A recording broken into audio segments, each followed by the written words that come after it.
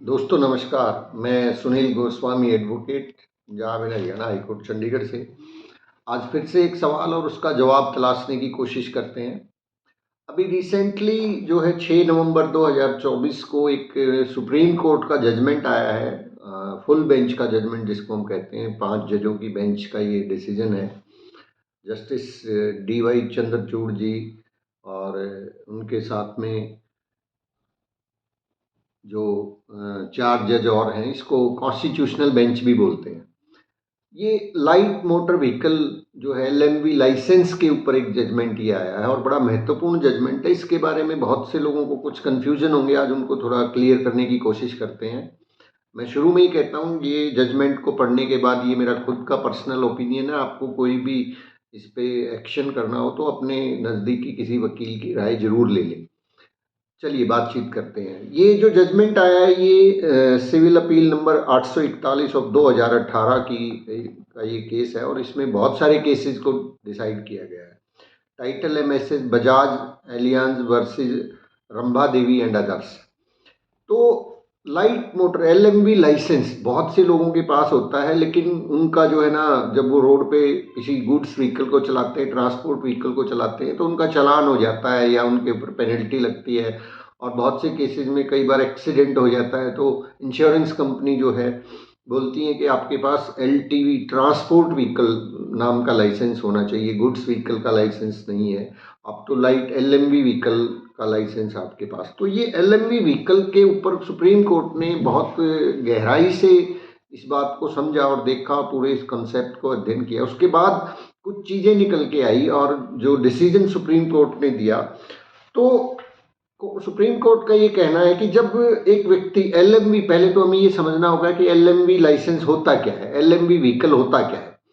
LMV vehicle उसको बोलते हैं, जो हमारा मोटर व्हीकल एक्ट है उसके अंदर जो प्रोविजन है कि जिस व्हीकल का जो अनलेडन वेट जो है वो 7500 किलो से कम है, वो एलएमवी व्हीकल कहलाएगा। जिसमें कार है, शामिल है, ट्रैक्टर है, मतलब जो भी व्हीकल होते हैं जिनका 7500 किलो अनलेडन वेट होना चाहिए। अनलेडन वेट क्या होता है, अब ये बहुत महत्वपूर्ण प्रश्न है।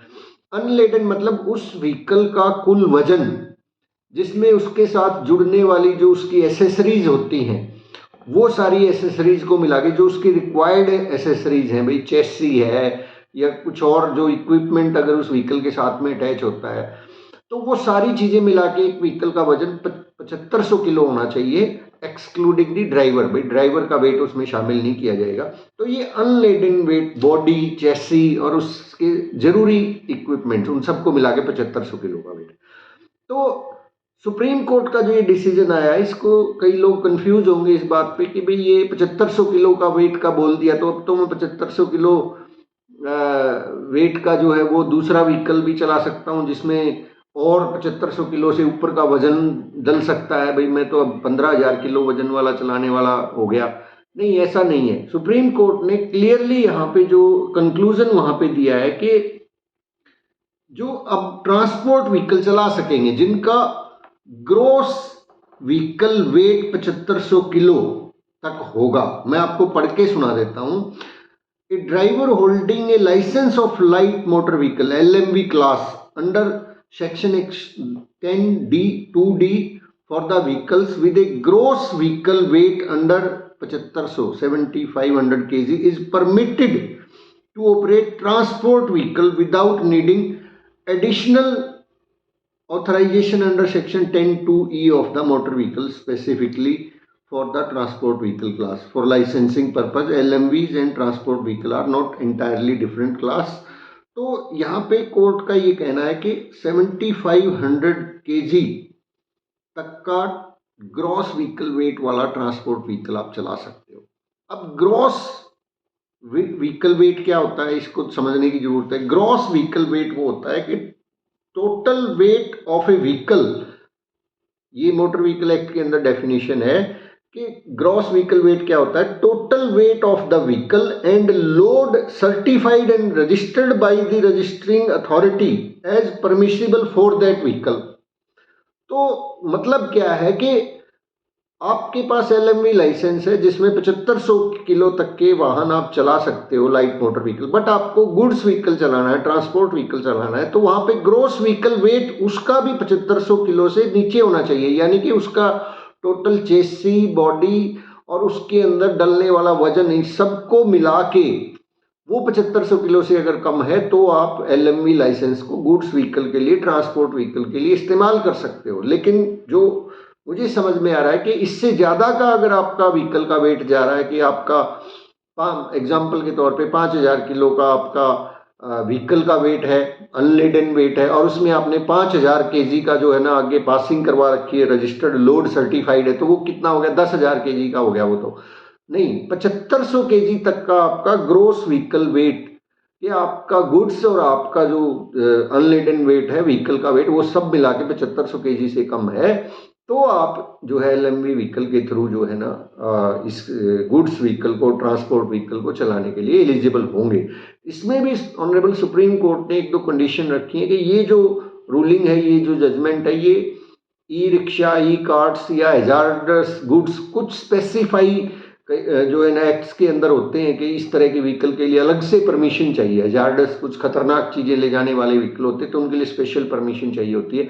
अगर कोई ऐसी स्पेशल परमिशन रिक्वायरमेंट है किसी व्हीकल को चलाने के लिए, तो वो अलग से रहेगी, वो रहेगी। उसके ऊपर ये नहीं है कि आप ये नहीं कह सकते कि हैजार्डस गुड्स के लिए गवर्नमेंट के नियम अलग बनाए हुए हैं ऐसे, और किसी और व्हीकल के लिए अगर अलग नियम बना दिए जाते हैं कुछ गुड्स को लेके, तो आप ये नहीं कह सकते नहीं नहीं साहब मैं तो 7500 किलो वाले में कवर हूँ और मेरे ऊपर जो है ना मेरा चालान नहीं हो सकता, या मैं तो इंश्योरेंस कंपनी जो है ना बहुत बार इससे बचती थी, इस रूलिंग के आने से पहले, कि इसके पास तो एलएमवी है और ये तो जो है ना पैसेंजर व्हीकल चला सकता है या अपना पर्सनल गाड़ी चला सकता है, जिस जो अनलेडन वेट 7500 केजी तक की जो वेट की होती है, 7500 केजी तक का उनका ग्रॉस वेट होता है।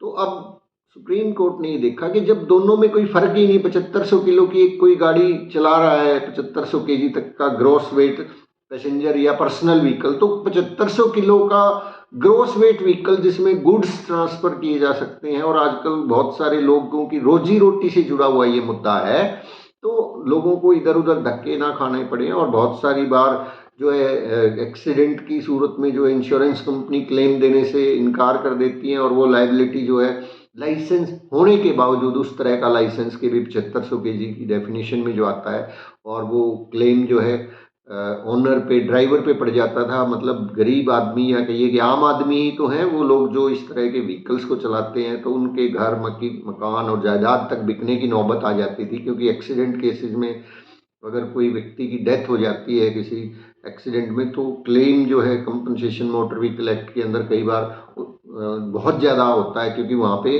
सामने वाला जिसकी डेथ होगी उसकी इनकम क्या थी, उसके आधार पे जो है ना वो क्लेम डिसाइड होता है। कुछ मामलों में ये लाखों नहीं करोड़ों की जो है ना सूरत में पहुँच जाता है।